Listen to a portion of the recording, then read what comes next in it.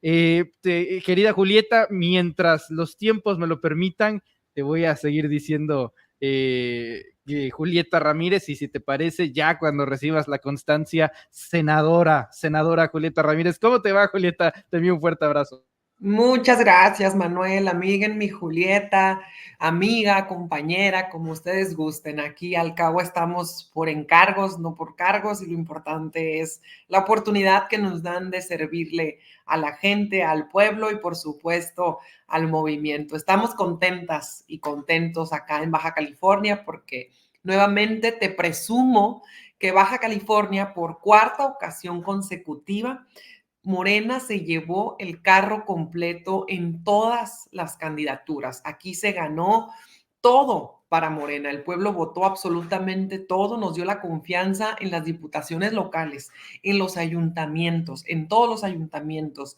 Nos dio la confianza en las diputaciones federales, por supuesto en la presidencia de la República y en la senaduría. Entonces, pues esto nos compromete al triple a responderle a la gente baja californiana por cuarta ocasión consecutiva. Yo sé que dicen que tu estado es el más obradorista del país, pero yo tengo otros datos. Mira, mejor no nos metamos en Honduras, no nos metamos en Honduras en esa parte y vamos a entrarle a los datos duros, Julieta. En efecto, Baja California arrasó también con un tsunami guinda, encabezados desde luego por varios morenistas, tú incluida, y preguntarte cómo crees que ha tomado la oposición la noticia del domingo, que parece no se han estado recuperando, no la han estado tomando bien, llegan a los mismos lugares comunes de siempre, llegan a respuestas autocomplacientes. Yo la veo bastante desdibujada. Tú eres bastante activa en redes sociales, en Twitter, has visto, me imagino que 1 millón de cosas, pero ya casi una semana después, Julieta, ¿cuál es el síntoma? ¿Cuál es la lectura de la oposición que tú tienes? Mira, me parece que la oposición ha evidenciado en este proceso electoral su carácter antidemocrático, se ha evidenciado como son hipócritas, se han evidenciado como son de doble moral, y a mí me parece que han quedado en ridículo, tristemente. Primero, el día de la elección, apenas se estaban cerrando las casillas y salieron a decir que habían ganado la elección. Luego, unas horas más tarde, la candidata del PRIAN, Xochitl Gálvez, le llama a la doctora Claudia Sheinbaum para reconocerle el triunfo.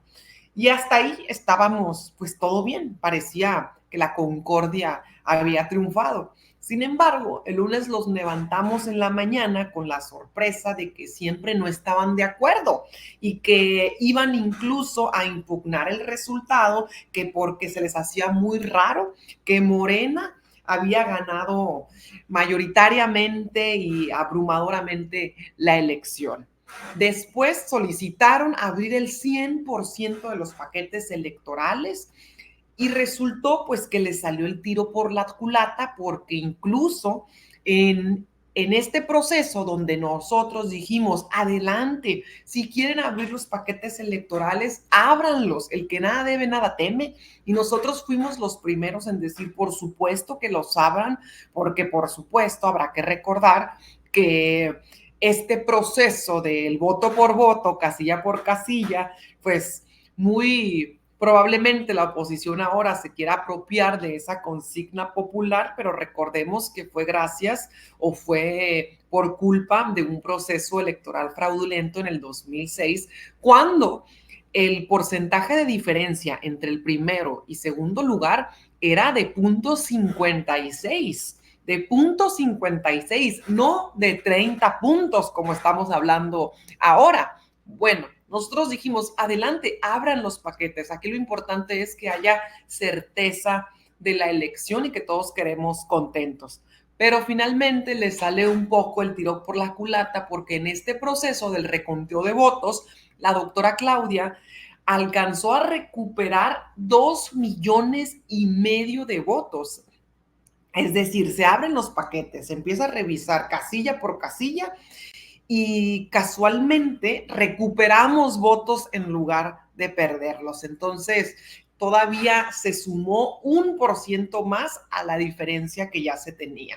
Entonces, creo que al final del día, ya para rematar la oposición, ¿qué fue lo que ha terminado haciendo? ¿Cuál ha sido su último discurso? Pues culpar al pueblo. Cuando se les han agotado las instancias y se les han agotado las alternativas, no termina de caerles el 20, no terminan de quitarse la venda de los ojos, no terminan de romper la burbuja en la que viven.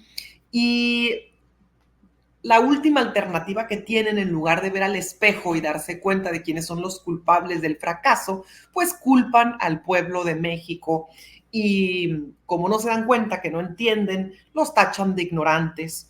Y ya el colmo del clasismo fue cuando tú lo viste, Manuel, terminaron diciendo que no iban a apoyar al viene, que no iban a ayudar a los adultos mayores que están embolsando en los supermercados, que no iban a apoyar a la gente, a los niños, que los ayude Morena, porque ellos ya no, como si fueran los salvadores, amos y dueños, y como si la gente necesitara sus limosnas además. Nosotros les No, bueno, decimos... y por ahí hay alguno que otro analista o analista, ¿no? Diciendo que gracias a ellos nosotros nos pusimos las cadenas que ellos nos quitaron, ¿no?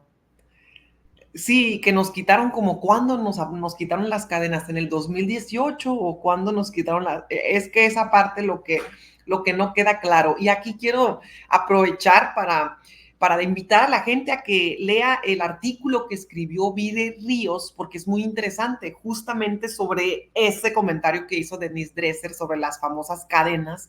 Muy, muy interesante el artículo sobre el tema de la desigualdad y el enriquecimiento de un pequeño porcentaje de la población justo en el periodo neoliberal. Es muy interesante ese artículo, ojalá tengan la oportunidad de leerlo.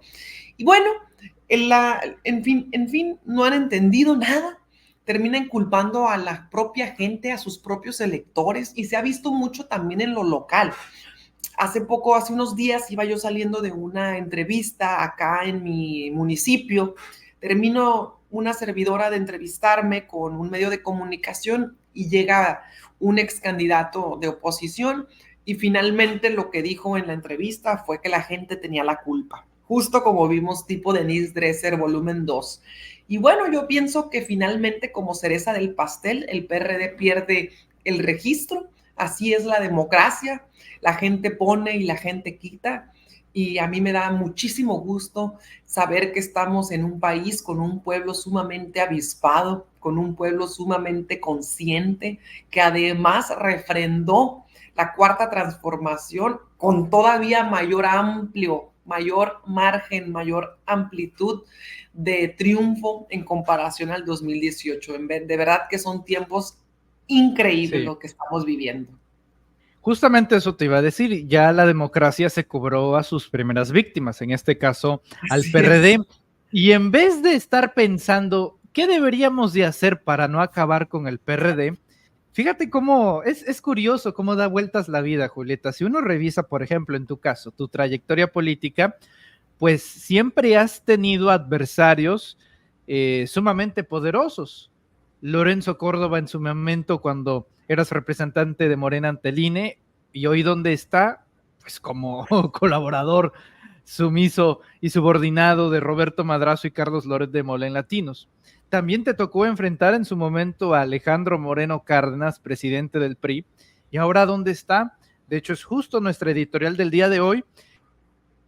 Estará buscando la reelección, va a estar buscando la reelección en su partido como presidente del PRI. Esta gente, Julieta, se está aferrando al poder, no planea, o sea, no solamente están insatisfechos con los 6 años asegurados de fuero, que esa es otra pregunta que te hago, ¿qué te hace sentir que tu colegislador, tu compañero legislador, no de partido, pero sí de legislatura, sea Alejandro Moreno Cárdenas, sea Marco Cortés? O sea, sí vas a tener que ir con cuidado al Senado, ahí cuidando la cartera y que no se pierda alguna cosa ahí en el recinto del Senado, Julieta.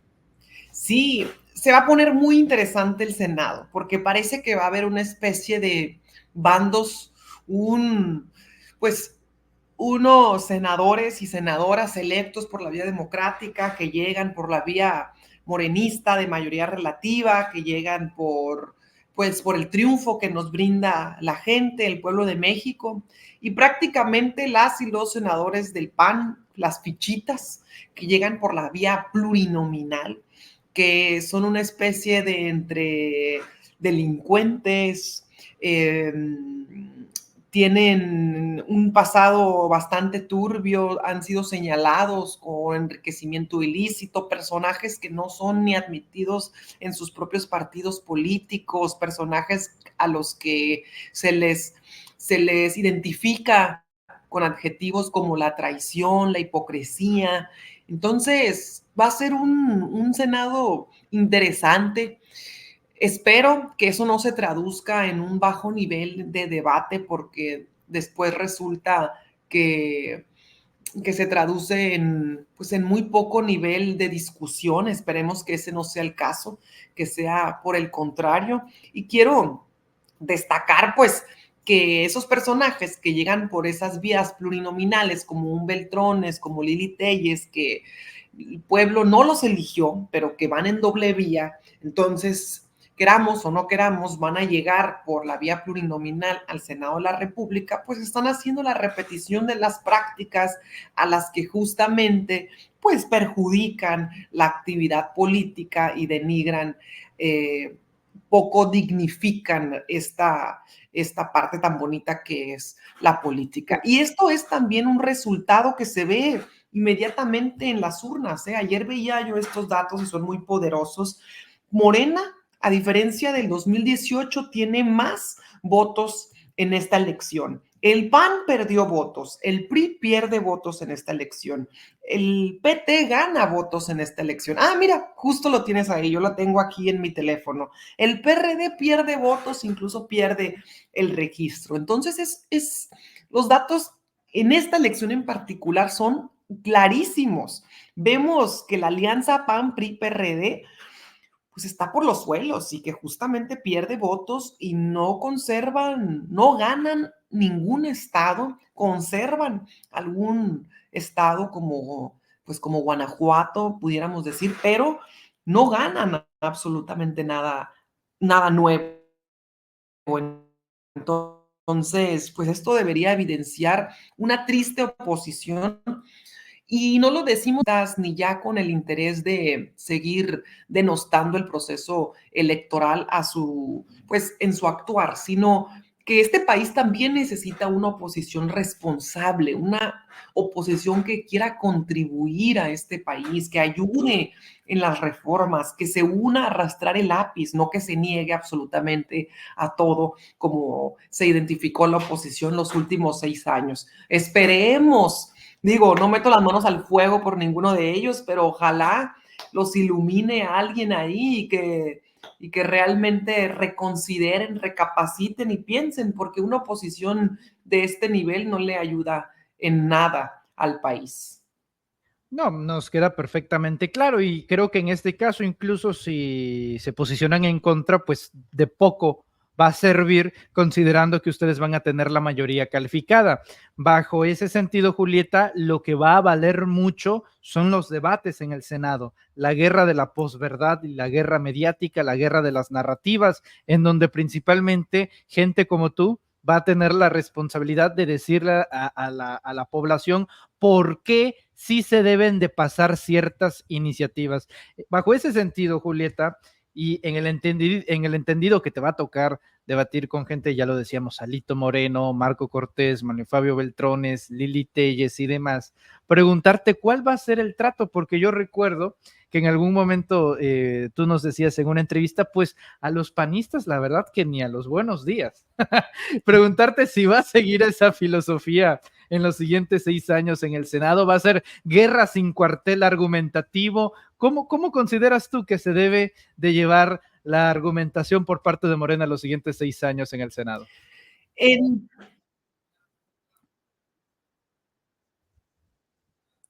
Bueno, Morena como adelante. partido mayoritario ¿Me escuchan? Morena como partido mayoritario y también como partido en el poder tiene la obligación y también la convicción de construir mayorías y de que las reformas más necesarias para el país salgan adelante.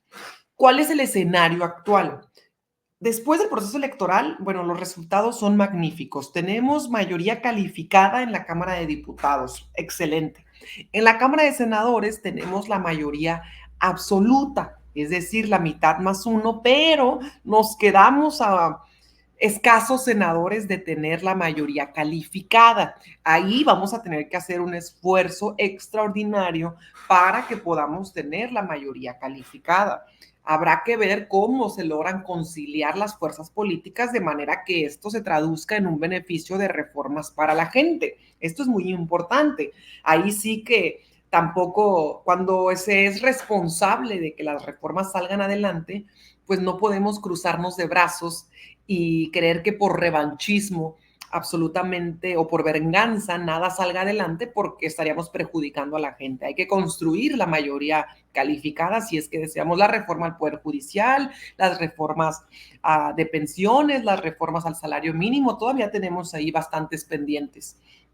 Recordar además que vamos a tener mayoría en 27 congresos locales. Esto también es muy importante porque las reformas a la Constitución pasan tanto por la Cámara de Diputados, la Cámara de Senadores y después a los congresos locales. Entonces, por fortuna, el pueblo de México también nos dio la mayoría en los congresos locales. Ya es un gran paso muy importante.